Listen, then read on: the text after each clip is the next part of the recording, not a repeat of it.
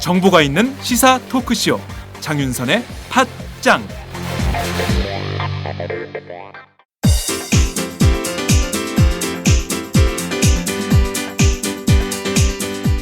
선배님, 문학을 잘 가르치는 대학이 따로 있을까요? 문학? 문학이면 서울디지털대학교 문해창작학과지. 왜요? 다른 학교랑 차이점이 있나요? 서울디지털대학교 문해창작학과는 순수 문학부터 드라마 작가, 라디오 작가, 영화 시나리오 작가까지 커리큘럼이 창작 중심이야. 그리고 책임 교수제를 도입해서 1대1로 학생을 지도하니까 학생들 실력이 성장할 수밖에 없지. 아, 그래서 문단에 데뷔한 사람들 중에서 서울 디지털대 문예창작과가 많군요. 그럼 문단에 데뷔하는 사람만 매해 10명이 넘어. 교수진 중에서 문예의 질을 직접 발행하는 사람이 5명이나 된대. 유명 작가들이 동아리 활동까지 같이 하면서 학생들 작품을 지도해 준다니까. 그렇구나. 그럼 입학 후에 내가 소설가가 될지 시인이 될지 드라마 작가가 될지 가능성을 알아볼 수 있겠네요. 지금이 입시 기간이죠? 아싸, 결정! 고마워요, 선배. 서울디지털대학교 문예창작학과 신입 편입생 모집 중.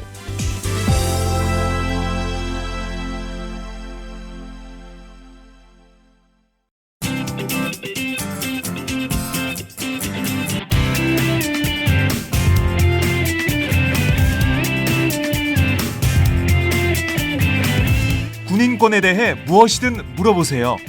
임태훈의 군인권 119.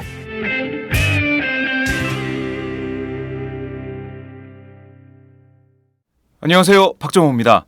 군인권 119 시간입니다. 오늘도 임태훈 군인권센터 소장님 나오셨습니다. 안녕하세요. 네, 안녕하세요. 반갑습니다. 네, 지난 주말 소장님이 2차 민중총궐기 대회에서 열심히 활동하는 모습을 저희가 지켜볼 수 있었는데요. 네. 저희 생중계를 지켜보신 분들도 아마 인터뷰하는 모습, 활동하는 모습 이런 것들을 많이 보셨을 것 같습니다. 추운데 고생 많으셨습니다. 아유, 다들 고생하셨죠. 날이 그래도 예, 포근해가지고.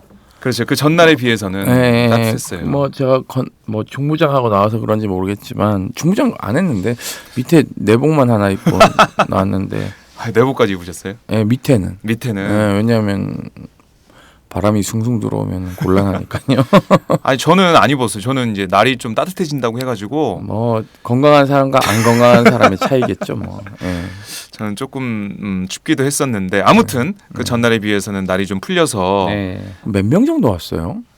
주최 측 추산으로는 5만 명 많이 온 걸로 돼 왔군요. 있는데 경찰 추산으로는 10,000명인가 15,000명인가 그런 것 같아요. 근데 이게 경찰은 언제나 산수를 못하기 그렇죠. 때문에 집계 방식이 다르잖아요. 집계 방식이 다른 게 아니고요. 네. 산수를 못해요. 네. 못하는 걸까요? 안 하는 걸까요? 못하는 것도 있고 안 하는 것도 있고 뭐 혼재되어 있어요. 예. 그날 군인권센터에서 감시단 조끼를 입고 네네네. 현장을 누비셨잖아요. 네네네. 잘 어울리시던데요. 아유, 연두색 조끼. 아유, 감사합니다.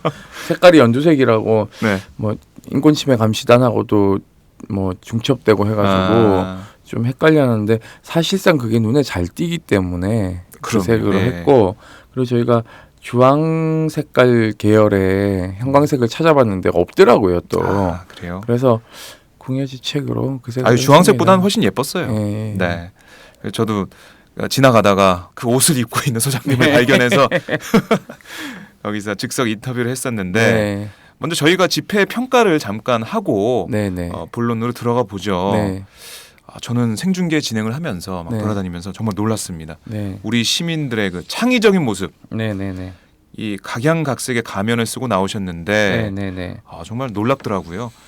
박근혜 대통령이 시민들을 더욱더 창의적으로 만들어주는 것 같아요. 네, 이게 창조 경제인가요? 뭐 가면들 많이 팔리고 뭐 했으니까 네, 뭐 창조 경제? 창조 경제 맞는 것 같네요. 예. 근데 창의성을 계속 키워주고 있는 이 정권인데 아니 뭐 산타 이 가면도 있었고 세일러문 네. 걱정을 오시는 분도 있었고요. 그리고 뭐 이 마스크 있잖아요. 미용 마스크 네네네. 그걸 쓰고 네네. 오신 분들도 네. 있었고 네네. 이 소장님이 볼 때는 어땠어요? 이 정부 기준으로 보면 네. 카니발 축제는 거의 폭도들의 행진이겠네요. 그렇죠. 네, 예, 복면 네. 가면을 쓰고 행진하는 네, 거니까. 그러니까요. 아, 그러니까 문화적 감수성과 이런 건 눈 씻고 찾아볼 수 없는 거죠. 음. 네, 그러니까 인식 자체가 굉장히 천박스럽죠.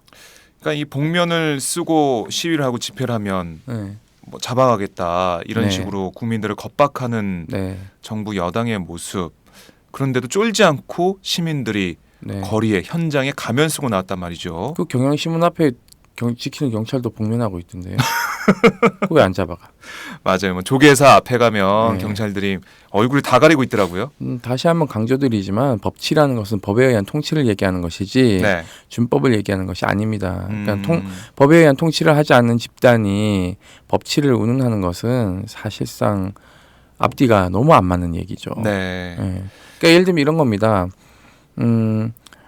경찰이 네. 교통 단속을 하는데 안전벨트를 매지 않은 사람을 잡았어요. 예. 그런데 잡은 경찰이 네. 오토바이를 타고 다니는 경찰인데 자기는 헬멧을 쓰지 않았어. 음, 이런 사람이 과연 법집행 공무원으로서의 법치를 하고 있는가에 대한 의문을 네. 제기해야 되는 게 맞죠, 사실은. 예를 들면 네, 그러니까 자기가 하면 뭐 로맨스고, 뭐 남이 하면 스캔들이고, 불륜이고, 예. 말도 안 되는 거죠. 그러니까 이 집회 시위 결사의 자유가 국민들에게 시민들에게 있는 헌법적인 자유가 있는데 그럼에도 불구하고 어떻게든 막으려고 하는 경찰의 모습.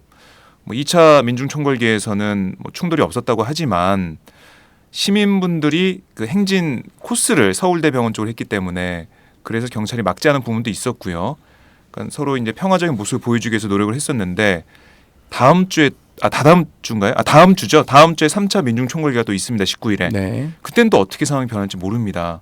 그렇기 때문에 좀 그렇죠, 걱정이 뭐. 되고 2차 민중총궐기 당시에도 시민들이 행진하는데 저는 왜 그렇게 경찰이 차로를 뭐 한두 개 그 정도 좁게 열어줬단 말이죠. 그러면 정말 사람들이 많기 때문에 많은 분들이 함께했기 때문에 빠져나가는데 시간이 많이 걸린단 말이에요. 네네. 그러면 운전하는 분들이 볼 때는 차 막히잖아. 왜 이렇게 행진해? 뭐 유도를 하는 거죠. 일종의. 그렇죠. 예. 그런 비난이 나올 수 있도록 경찰이 어떻게 보면 유도를 했다는 생각이 들더라고요. 차라리 우회도를 확보해 주는 게 더 네. 낫거든요. 근데 이제 그렇게 통행을 재개시키는 이유는 두 가지 목적이 있습니다. 하나는 시민들로 하여금 시위들 때문에 자기가 교통의 불편을 겪는다라고 해서 이 시위에 대한 부정적 이미지를 고착화시키는 게 하나 있는 것이고요. 네. 두 번째는 차량 통행을 그쪽으로 시킴으로 인해서 소위 말해서 이제 차벽 효과를 낼 수 있는 거죠. 그러니까 차가 계속 지나가니까 이제 이 사람들이 도로를 점거하고 나오려고 하면 이제 나머지 차선을 점거하려면 누구랑 싸워야 되겠어요? 운전자들하고 싸워야 되는 거니까 이제 시민과 시민의 갈등 관계를 증폭시키는 거죠, 사실상. 그럴 수도 있겠네요. 예, 굉장히 옹졸하고 치졸한 이런 방법이죠. 그래서 정말 그 처음에 출발한 대우랑 끝에 온 대우랑 차이가 정말 많이 났어요. 시간 차이가. 네네. 너무 막혀가지고. 네, 저희가 도착할 무렵에 들은 얘기가 네. 아직도 그 서울광장에는 출발하지 못한 시민들이 있다. 있다 이 얘기를 들었어요. 그러니까요.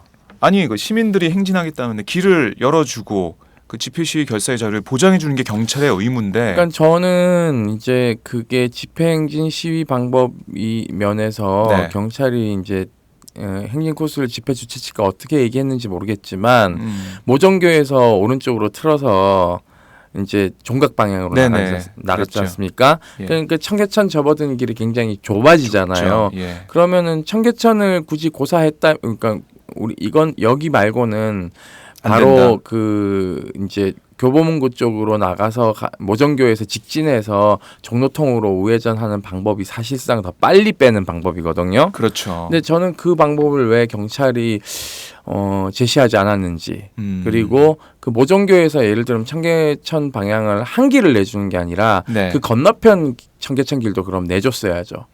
그렇게 해서 시위대를 빨리 지나가게끔 해서 네. 시위가 안전하게 잘 마무리되도록 하는 것이 저는 뭐 경찰의 의무라고 생각하는데요. 네. 뭐 좀 상식적으로 이해가 안 되는 지점들이 좀 있었죠. 그렇습니다. 어쨌든 2차 민중총궐기는 평화적으로 마무리가 됐고 3차 민중총궐기가 남아 있는데 그때도 그 연두색 옷 입고 나오시나요? 네, 뭐 저희 뭐 나가야죠. 예. 아니 그 피켓 시위, 피켓팅 네. 그 모습을 보여주셨어요. 네네네. TV조선에도 보도가 됐었는데 뭐 TV조선은 그 강정숙 그 정의경 부모 모임 인터뷰 뒷배경으로 그걸 쓰더라고요. 그리고 몇몇 예. 언론들이 뭐 같이 활동했다. 뭐 음. 거기랑 뭐 저는 그 사람 일면식도 없고요. 그럼 현장에서 못 보셨나요? 뭐 저는 얘기를 이분 나누거나 현장에서 이런 게 못 없었고요. 봤고요. 네. 그리고 뭐 이분은 뭐 10년 전부터 이거 하시는 것 같은데 뭐 연년생으로 아들을 낳아서 의경을 다 보냈나? 뭐 잘 모르겠지만 네.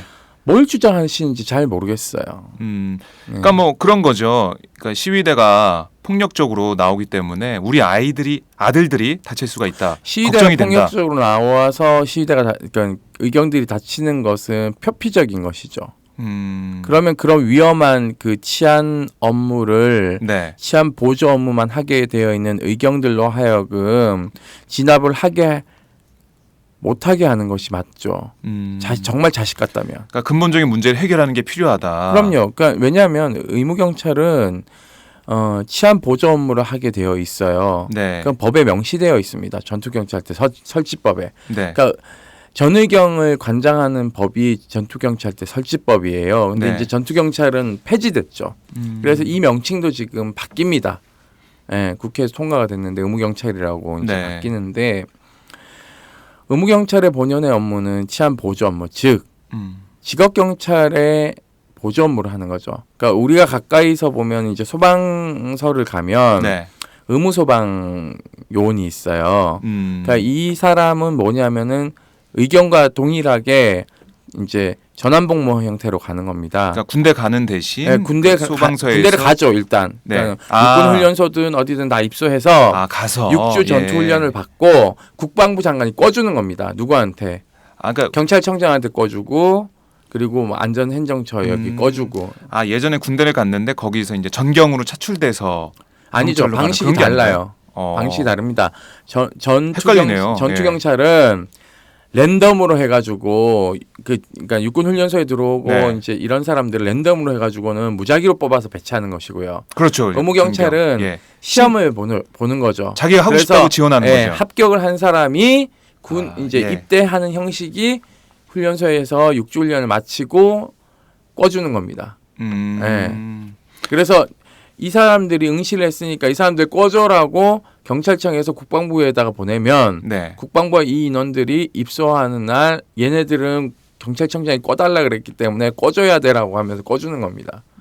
그리고 전역은 말년 병장으로 전역하는 거죠. 네. 그러니까 저희가 자연스럽게 오늘 토크 주제로 넘어오게 됐는데 자, 이 의무경찰 문제 이거는 뭐 예전에 광우병 사태 때도 좀 한참 이슈가 좀 됐었고 계속 얘기가 되어 오고 있는데 바뀐 건 없는 거죠? 어떻습니까? 의무경찰은 바뀐 게 없죠. 예, 그래서 의무경찰 인권 문제나 의무경찰의 그 규정이 좀 모호한 문제 이런 것들이 계속 지적이 되어 왔는데 이번 기회에 이게 좀 바뀔 수 있도록 노력을 좀 해야 될 것 같아요. 이 문제에 대해서 저희가 본격적으로 한번 말씀을 나눠볼 텐데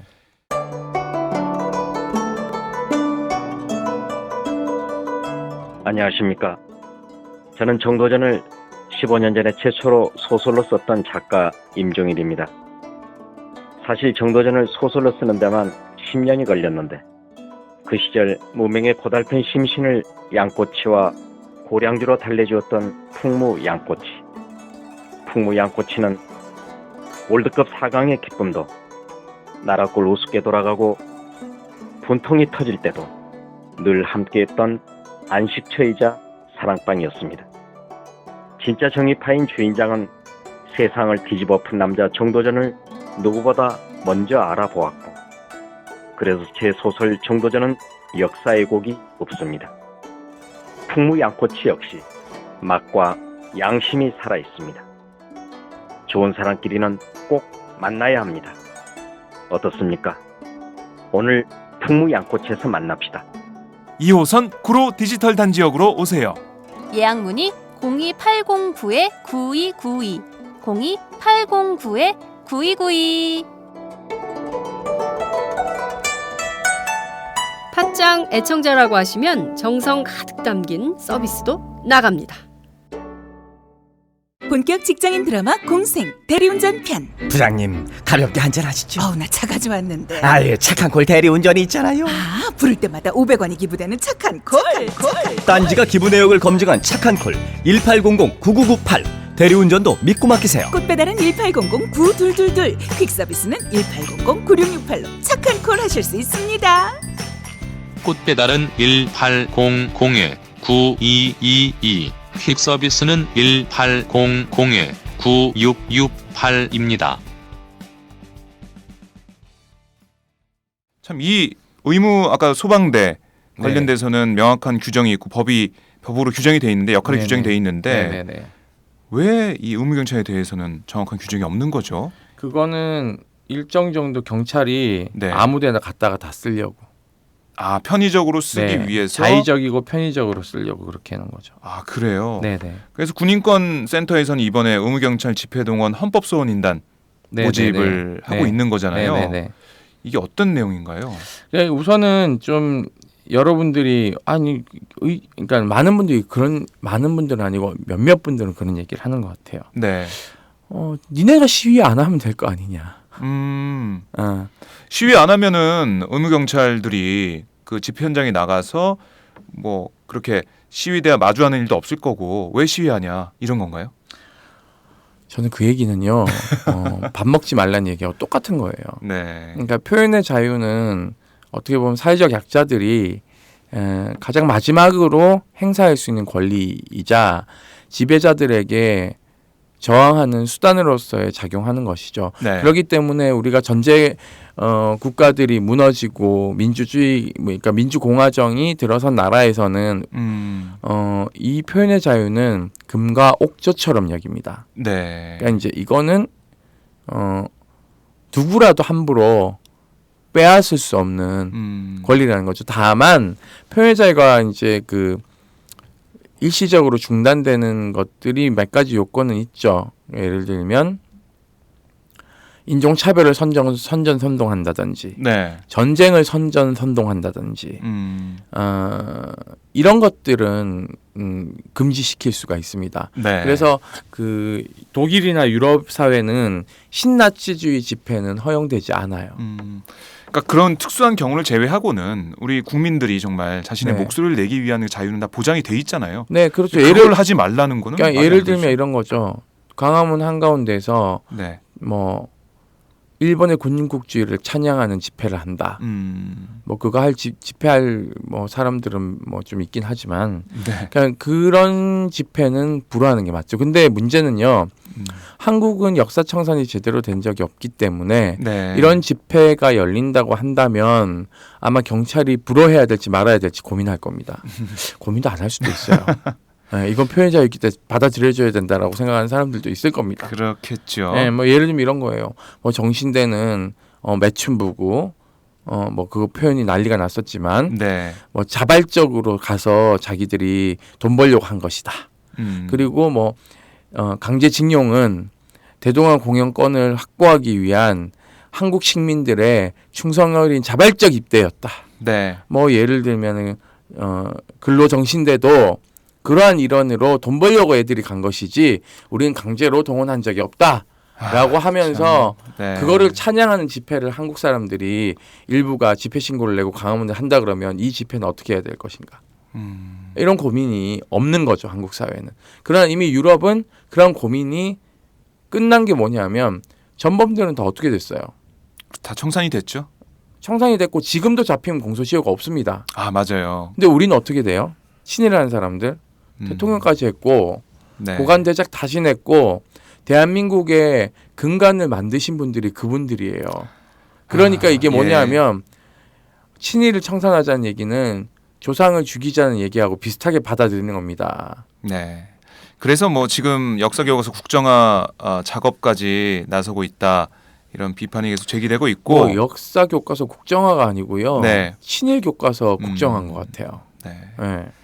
참 저희가 이 의경 얘기를 하다가 시위 제가 좀 얘기 약간 예. 곁길로 갔는데요. 네. 그러니까 의무 소방하고 제가 아까 말씀드린 것처럼 의무 경찰하고 좀 비교를 했지 않습니까? 네네. 그러니까 많은 분들이 좀 잘 이해가 안 된다고 이거 뭐가 다른데라고 얘기를 하는데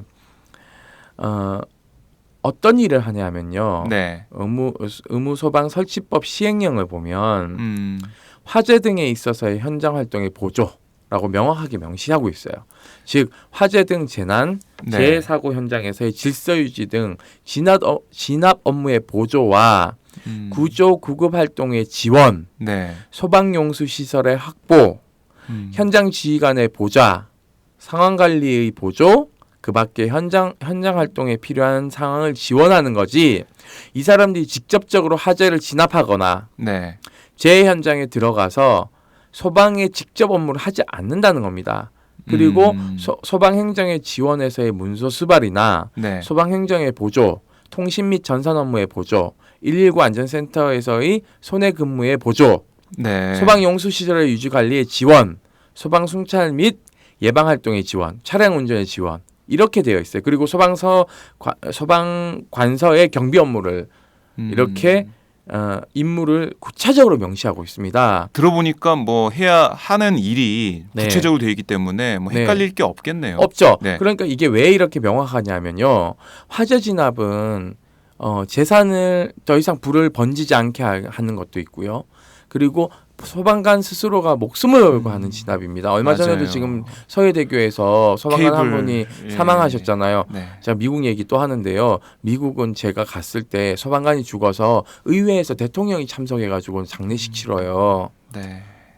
그러니까 그만큼의 존경을 받는다는 거죠. 그렇죠. 그리고 예. 유가족들 다 오바마가 껴안아주고 하는데 오늘 뭐 대통령 보니까 금탑 산업훈장 거기 가가지고는 훈포장을 마구 주고 있는데 네. 저는 그런 거 왜 안 하는지 모르겠어요. 다시 돌아와서 얘기하면 네.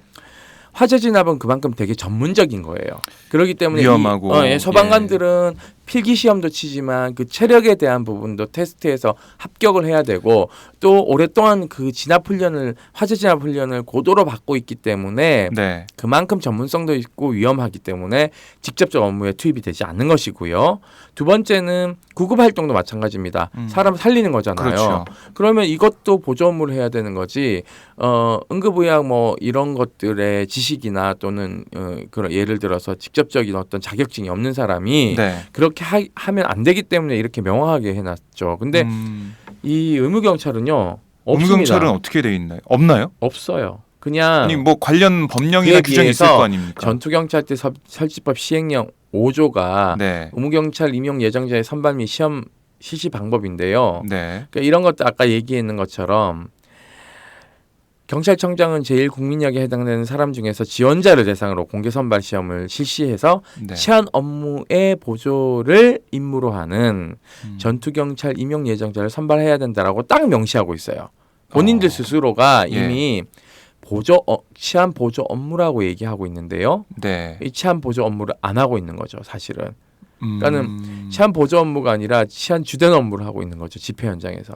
그렇죠. 뭐 이 집회 현장에 가보면은 의무경찰들이 다 제일 앞에 서서 선도에 서서 시위대와 마주하고 거기서 뭐 캡사이신도 쏘고 네네네. 체증도 하고 이러고 있지 않습니까? 네, 그러니까 이게 보면 당초 전투경찰대 설치법에서는 전환복무의 일종으로 대간첩 작전과 경비 업무를 하는 전투경찰 순경과 네. 치안보조 업무를 하는 의무전투경찰 순경 이렇게 구분을 하고 있는데요. 네. 그러면 뭐 하는 업무가 다르다는 거잖아요. 네, 이렇게 규정하고 있는데 하지만 전투경찰은 본연의 업무와 동떨어진 시국사건 진압에 동원되면서 그 유용성을 의심받고 네. 2013년 폐지되었고 현재 이제 의무경찰만 남았죠. 네네. 의무경찰 또한 유용성을 의심받지 않기 위해서라도 법으로 그 업무를 명확히 규정해야 됨에도 불구하고 본법인 전투경찰대 설치법에서는 의무경찰에 대한 규정이 전혀 없고 네. 그 시행령에서 치안 업무의 보조를 임무로 한다는 규정만 있을 뿐인 거죠.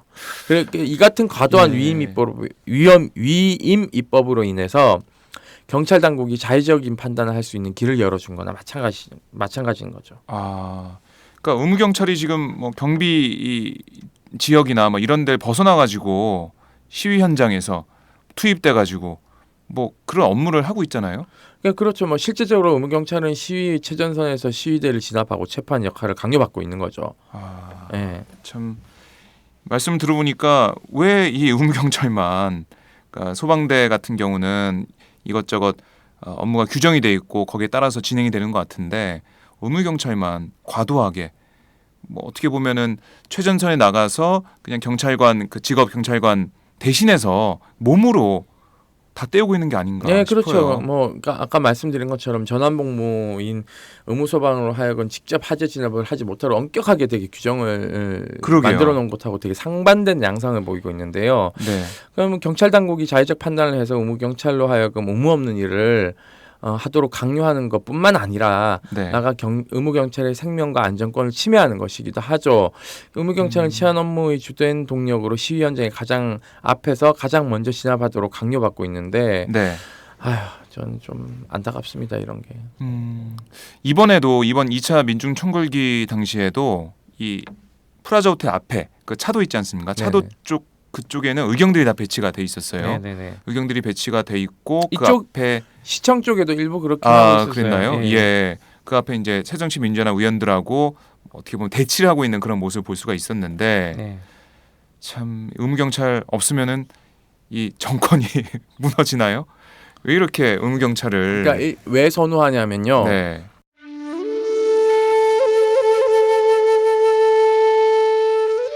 영한네이처의 마카 산삼. 공중파 텔레비전에도 없고 인터넷 배너 광고 하나 없지만 팟캐스트 좀 들어봤다 하는 분들은 다 아는 마카 산삼. 진짜 유명해져서 유사 제품도 많아졌습니다. 이젠 마카 산삼으로 검색하면 너무 많이 나와요. 꼭 영한네이처로 검색해주세요. 팟캐스트에서 듣던 그 마카 산삼을 구입할 수 있습니다. 특히 나라 걱정으로 심신이 지친 분들에게 권합니다. 몸에 정말 좋습니다. 내 몸도 나라도 살릴 힘이 납니다. 페루의 마카와 우리나라 산삼, 몸에 좋은 11가지 원료를 모두 하나로 만든 마카 산삼. 마카 녹용과 마카 소와 청소년도 있습니다. 1일 2회 공복에 따뜻한 물과 함께 드세요. 영한네이처 마카 산삼. 네, 저도 팟짱 녹음하기 전에 마카산삼을 꼭 챙겨 먹고 있습니다. 안녕하세요. 과메기가 생각나는 계절이 되었습니다. 비린내 나지 않고 믿을 수 있는 과메기를 드시고 싶으시죠? 딴지일보 기자가 구룡포 현장으로 찾아와 생산에서 포장, 맛까지 검증한 참 좋은 과메기를 권해드리고 싶습니다. 인터넷으로 참 좋은 과메기를 검색해주세요. 정말 맛있습니다.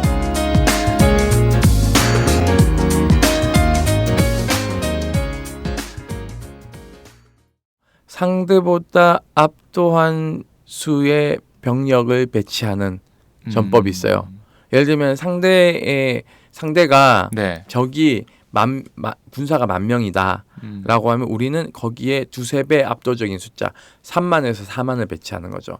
네. 그러니까 뭐냐면 시위대가 10,000명이 온다 그러면 네. 경찰을 20,000명을 까는 거죠. 그래서 이제 원천봉쇄하는 건가요? 그러니까 아니요, 숫자적으로 압도적으로 많게 보이게 하는. 우리가 숫자가 란체스 많으니까. 전법이란 게 그런 거예요. 네. 그 전법을 경찰이 사용하고 있는 거거든요. 그러니까 이게 이제 시위대를요. 네. 이게 기본 바탕이 경찰이 적으로 간주해서 보는 겁니다. 음. 왜냐하면 군사적으로 쓰는 전법을 쓰고 있잖아요. 네. 굉장히 잘못된 거죠, 사실상. 그렇게 전법 전략상으로 볼 때. 왜냐하면 그 전법을 포기하지 않는 한 네. 어떻게 되겠어요? 뭐 사람 수가 부족하니까. 의무 경찰들 방순대에 있는 그 경찰서에서 방범 순찰대에 있는 그 의무 경찰들 다 동원해야 되는 겁니다. 집회가 많아지면은요. 첫째 이제 서울 지방경찰청 산하에 기동본부가 있지 않습니까? 네. 기동본부 산하에는 또 기동대들이 있어요. 이 기동대는 의무경찰도 있고 직원 기동대도 있거든요. 네. 이 병력을 다 동원해서 이 경력을 동원해서 안 되면은 이게 예를 들면은 거기가 남대문 경찰서고 네. 종로 경찰서 지역이면 이 두 서에 방순대를 다 동원하는 겁니다. 그리고 안 되면 서대문 경찰서에서 데려오고 네. 해화에서도 데려오고 중부에서 데려오는 방법이 있고요. 더 대규모 집회가 일어나게 될 경우에는 경기지방경찰청 기동대를 데려올 수도 있고요. 네. 충북에서 데려올 수도 있고요. 그러니까 어디든지 다 데려올 수 있는 게 다 되어 있죠. 근데 이게 만약에 의경들이 동원을 못하게 되면 어떻게 되냐 하면 지역 경찰들이 다 나와야 되는 거예요. 그 소위 말해서 그 종로 경찰서에서 경찰 인력 중에서 네. 경비과에서 근무하는 사람 많지가 않아요. 그러면 이런 상황이 발생하면 어떻게 되냐면 수색과 인력도 빼야 되고 네. 뭐 형사과 인력도 배치해야 되고 인력이 없으니까. 생활 안정 이쪽도 빼야 되고 네. 다 동원해야 되는 거예요.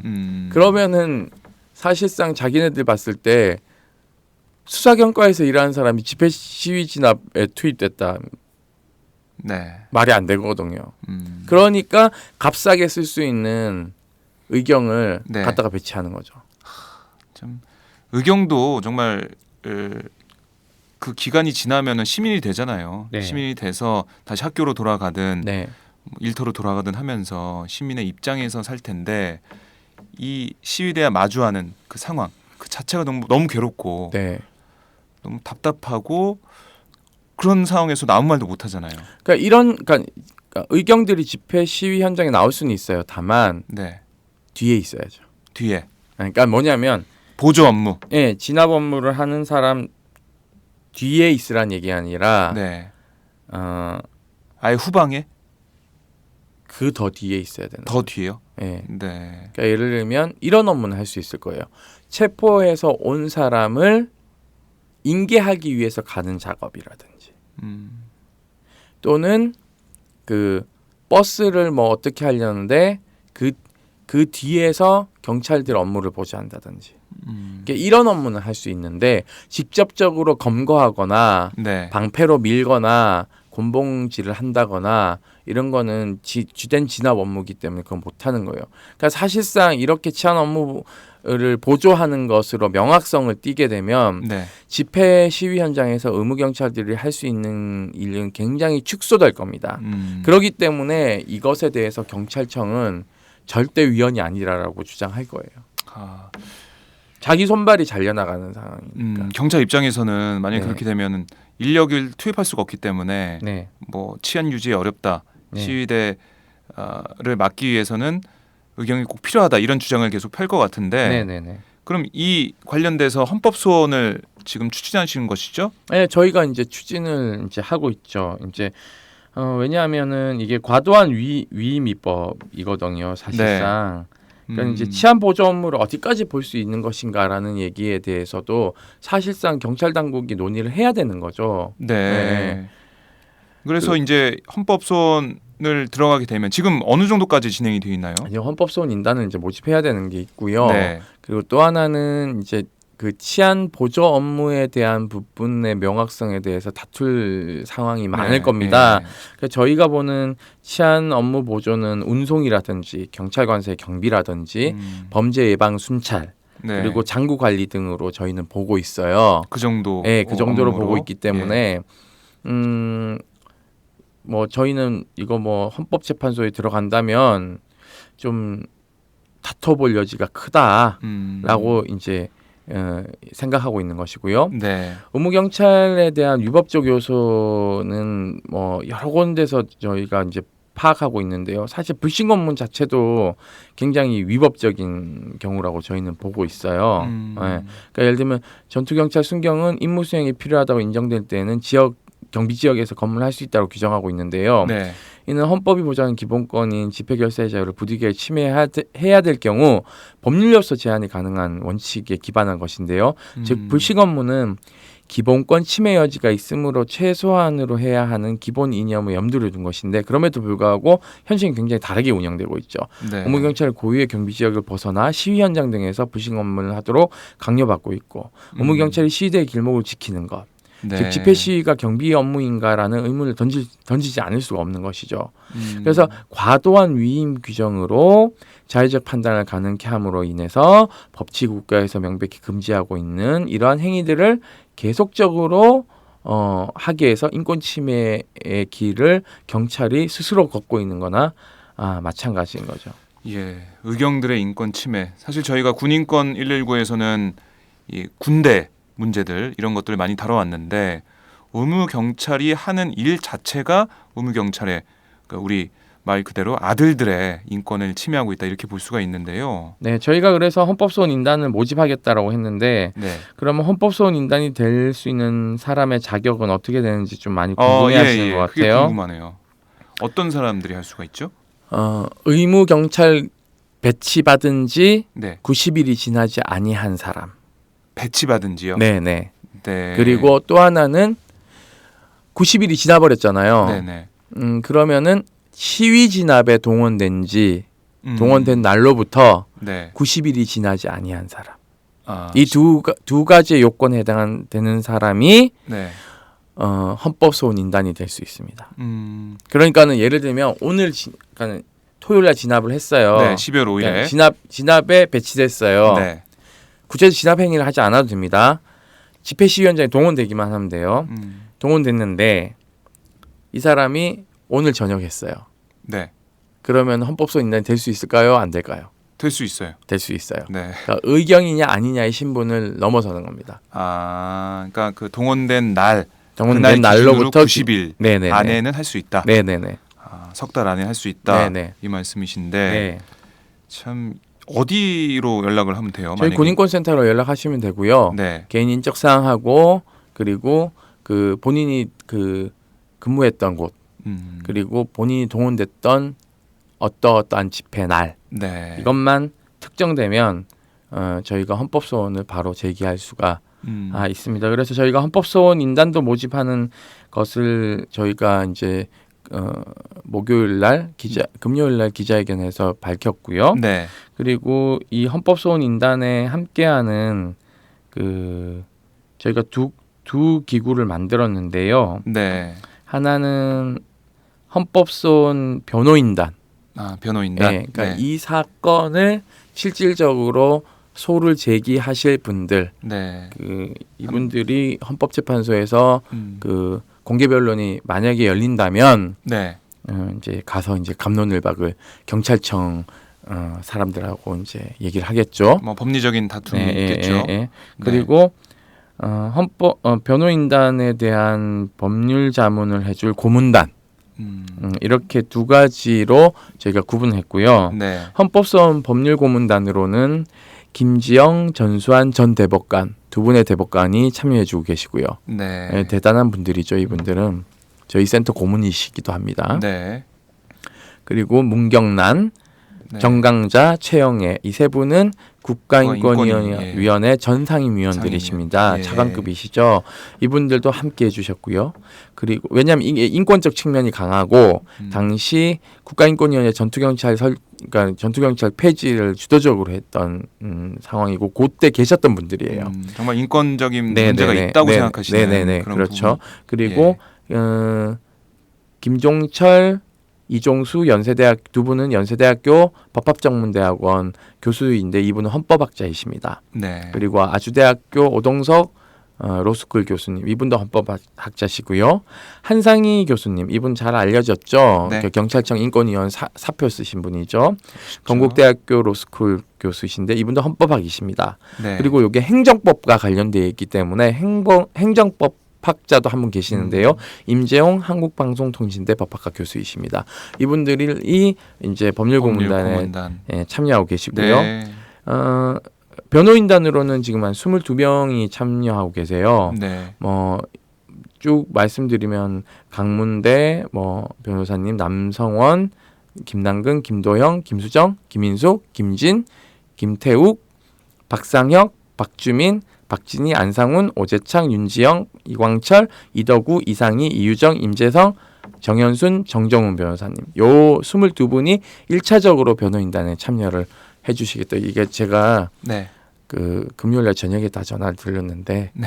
이분들이 다 참여하신 거예요. 아. 예, 그래서 추가적으로 또 이제 저희가 변호인단 모집을 하려고 대한변협이나 서울지방 변호사회, 민변 등에다가 네.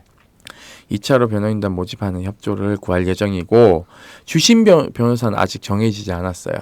예, 그래서 뭐 많은 변호사분들이 그 얘기를 하더라고요.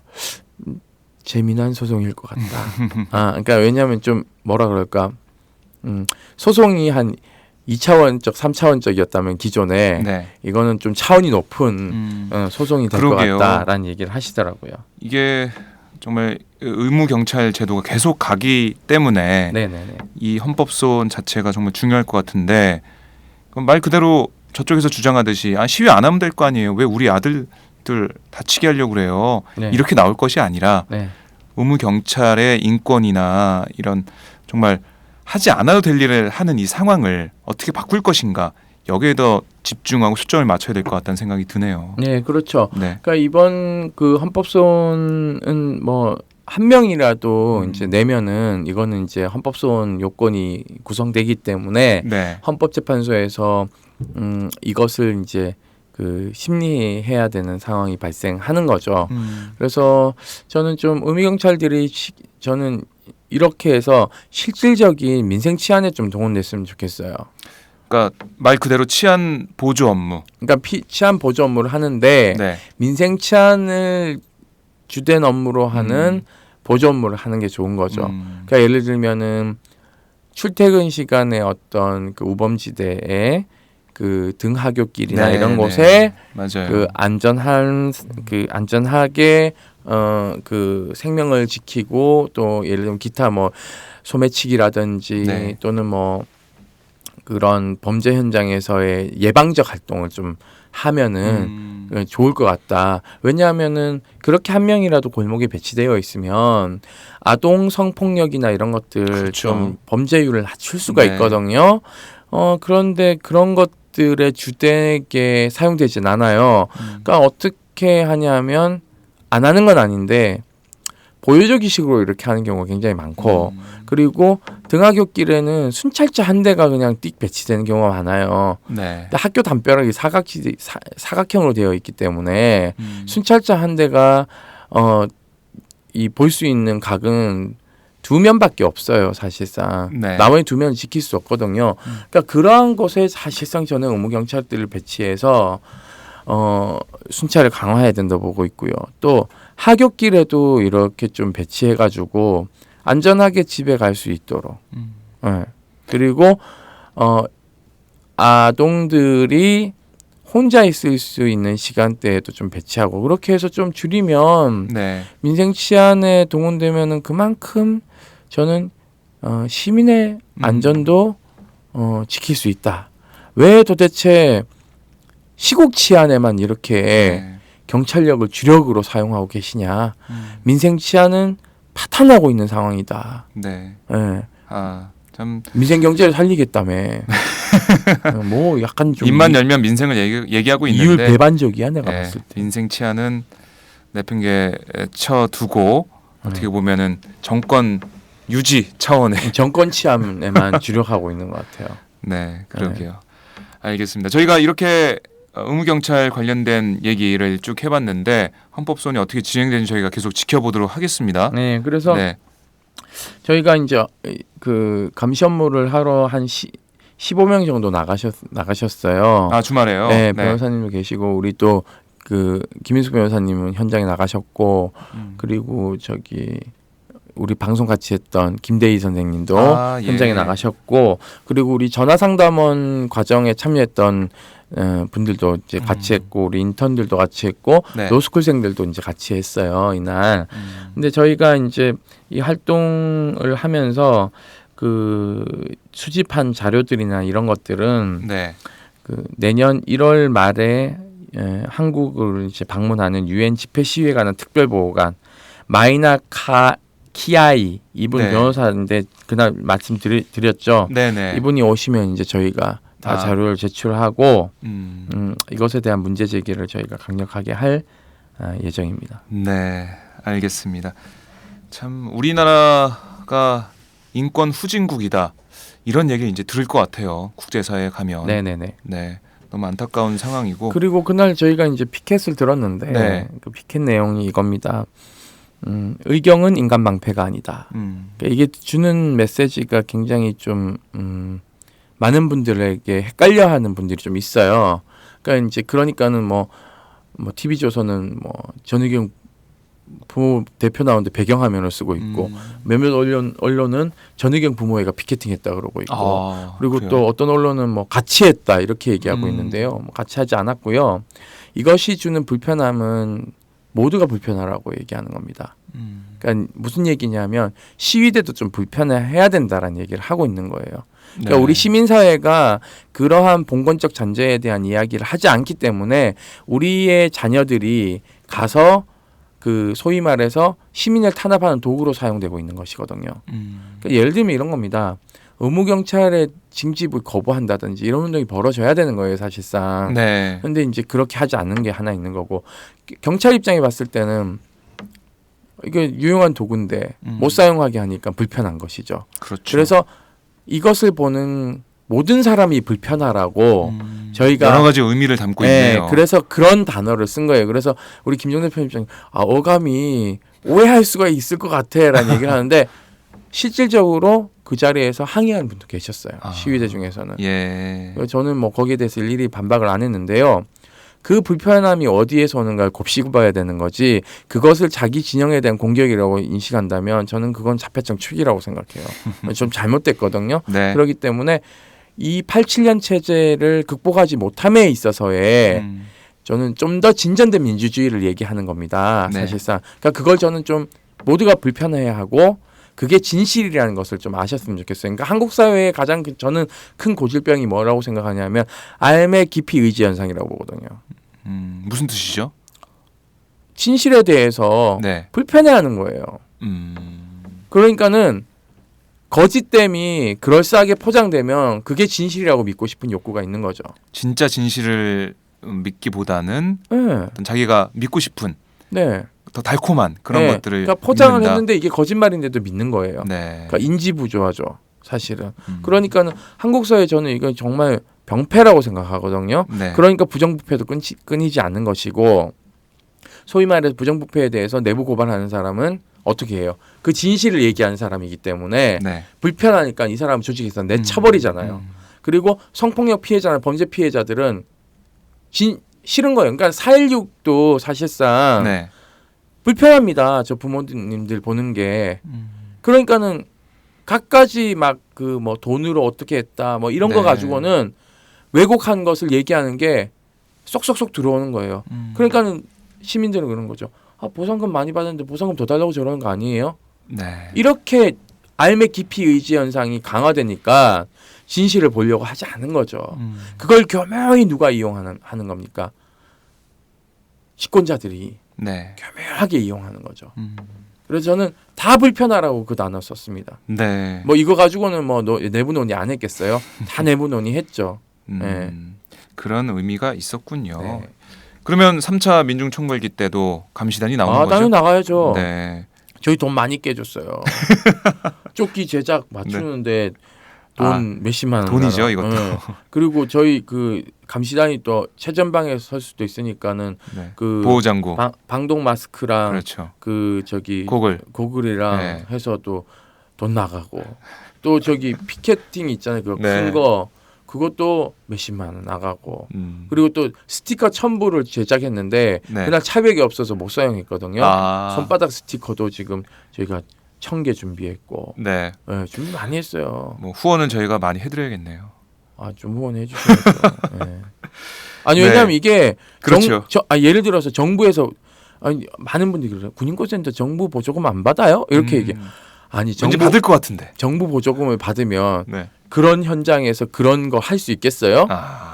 당장 돈 받으면 네. 감사 들어오고 이런 거 하지 말라 그러고 그리고 돈 받으니까 누구 돈을 받으니까 정부 돈 받으니까 정부 눈치 봐야지. 그러니까 민간 문제 못 하는 거죠. 시민들이 자발적으로 내는 후원금, 예. 후원회원들이 내는 정기적인 후원금 때문에 저희는 옳은 소리를 할 수 있는 겁니다. 진실에 대해서. 누구 눈치 안 보고 그럼요. 옳은 소리 할 수 있죠. 네. 소금이 되는 거죠. 아니 성경에 예수님 뭐라 그랬어요? 네. 소금이 짠맛을 잃으면 그게 뭐 소금 아니라 그랬어요. 네.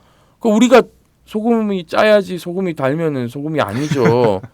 그렇죠. 네. 쓴소리를 해야죠. 우리가 짠맛을 계속 내기 위해서는 네. 어떻게 해야 돼요? 계속 염전이 유지되는 이유가 뭐예요? 이게 바닷물이 짠 이유가 있잖아요. 네. 적절한 태양과 네. 자연적인 어떤 순환 기능을 통해서 염분을 잃지 않은 거 아닙니까? 그렇죠. 그러니까 그 자양분이 되어줘야 되는 게 사실은 시민들의 참여인 거죠. 네. 무언가. 예.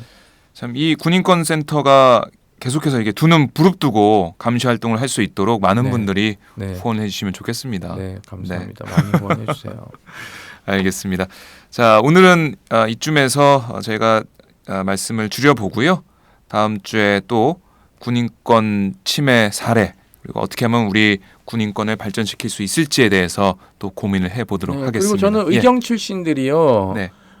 이런 감시 활동에 좀 함께 해주셨으면 좋겠어요.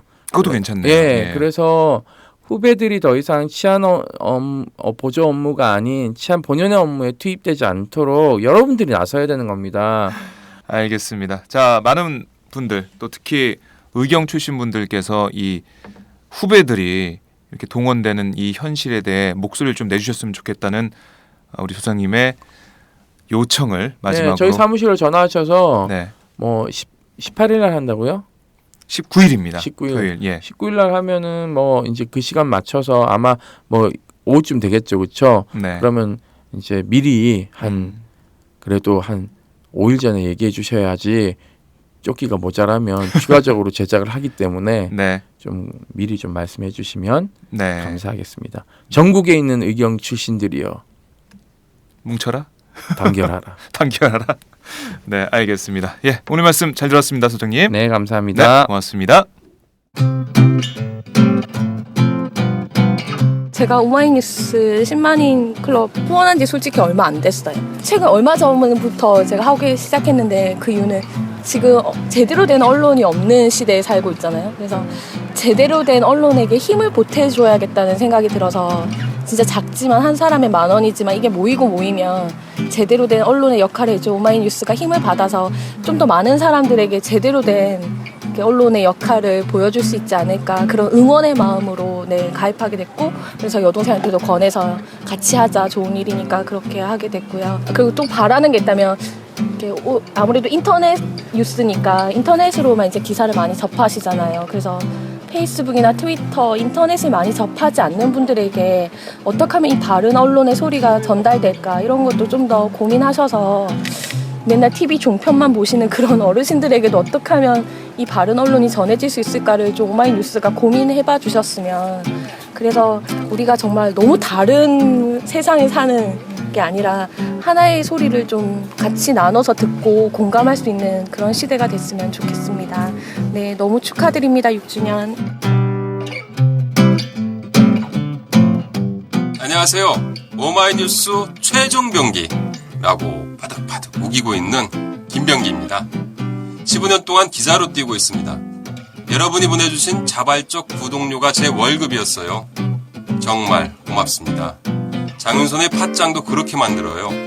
팟캐스트 제작비 스폰서가 되어주세요. 10만인 클럽에 가입하시면 되는데요. 02-733-5505 내선번호 274번으로 전화주세요. 아니면 오마이뉴스 홈페이지 우측 상단에 동그란 주황색 배너가 있거든요. 그걸 꾹 눌러주세요. 청취자 여러분, 열심히 뛰겠습니다. 아싸!